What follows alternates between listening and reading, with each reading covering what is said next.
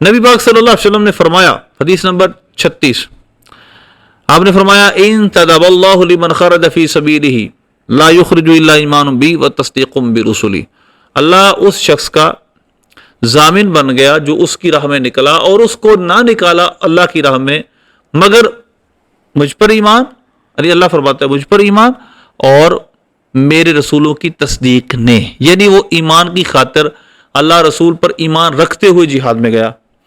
ان ارجعہ بما نال من اجر او غنیمت، اللہ کیا زمان لیتا ان سے اس کے بارے میں کہ میں اس کو لوٹاؤں گا یا اجر کے ساتھ اور یا غنیمت کے ساتھ، یا اس کو جنت میں داخل کروں گا۔ ولولا ان اشق علی امتی، اور اگر میری امت پر شاق نہ ہوتا، ما قعدت خلف سریۃ، نہ میں کسی سریہ سے پیچھے رہتا۔ سریہ کیا ہوتا ہے؟ جس میں نبی پاک صلی اللہ علیہ وسلم نے صحابہ کو بھیجا ہو اور خود شرکت فرمائی ہو۔ ولا وددت انی اقتل فی سبیل اللہ، اور میں یہ خواہش رکھتا ہوں کہ میں اللہ کی راہ میں شہید کیا جاؤں، ثم احیا، پھر مجھ کو زندہ کیا جائے، ثم اقتل، پھر مجھے قتل کیا جائے، ثم احیا، پھر زندہ کیا جائے، ثم اقتل، پھر مجھے شہید کیا جائے۔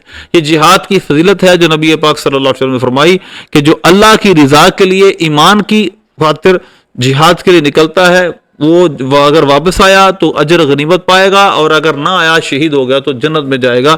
لیکن اس کے اندر سب سے پہلی شرط کیا ہے؟ اخلاص اور ایمان، کوئی اور غرض نہ ہو۔ اور دوسری بات نبی پاک صلی اللہ علیہ وسلم نے فرمایا اگر یہ میری امت پر شاق نہ ہوتا، یعنی ہر شخص کو ساتھ نکلنا پڑے گا۔ اگر آپ صلی اللہ علیہ وسلم تشریف لے گئے، لہذا آپ صحابہ کو بھیجتے تھے، جس میں یہ سہولت تھی کہ ہر ایک کو جانا ضروری نہیں ہوتا تھا، جس کو سرکار بھیجے صرف وہی جائے گا۔